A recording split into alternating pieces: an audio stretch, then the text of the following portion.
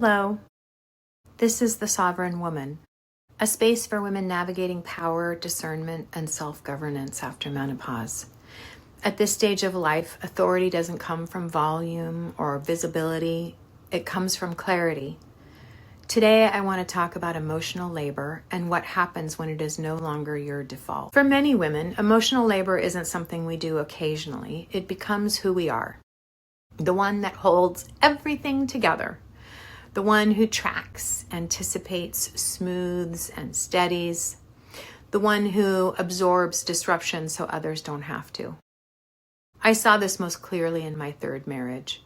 My husband was a fire chief and he lost his job abruptly, at least abruptly to me. What followed wasn't just unemployment, but a kind of collapse. He fell into a very deep depression. He spent his days in the family room in his bathrobe, watching every episode of Blue Bloods and all of the Princess Diaries movies over and over. It was awful to witness. And without naming it, I stepped fully into emotional labor as identity.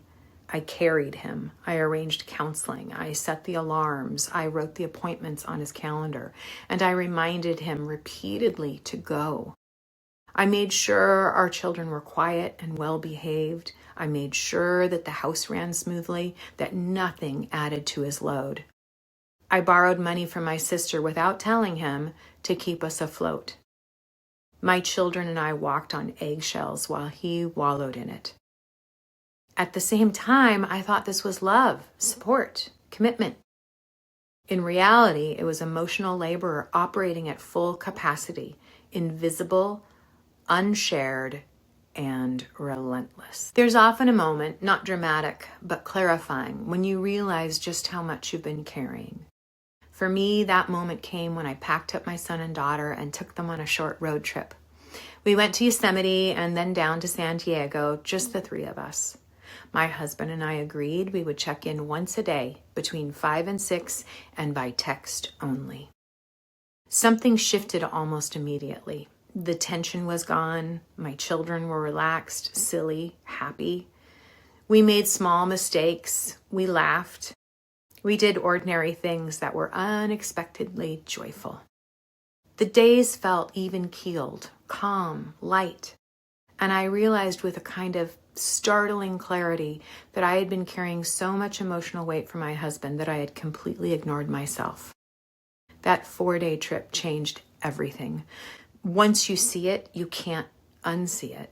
I knew with certainty that I needed to end the marriage, not out of anger, not out of drama, but because the truth had finally come into focus. As that marriage ended, something else began. I stopped trying to manage his emotional state. I stopped cushioning his reactions. I stopped fixing things so they wouldn't feel messy. I allowed things to be imperfect. And instead, I focused on myself, my mental health, my stability, my clarity. I focused on my children, making sure they were supported as we moved through this major life change. This was my first real experience of not carrying someone else's emotional load, and the relief was profound. Again, once you see it, you can't unsee it. This is what some women don't realize until later in life. So much of what we carry in a relationship is assumed, not shared, expected, not acknowledged, normalized, not questioned. When emotional labor ends, it can feel uncomfortable at first. Things are messier. Other people's emotions are no longer managed. Discomfort doesn't get smoothed over easily. But what emerges in its place is something far healthier. Emotional wholeness. You learn how to set boundaries without explanation, how to let things go without guilt, how to stay present without self-erasure. You stop asking, how do I make this easier for them? And start asking, is this mine to carry? The sovereign woman does not abandon care.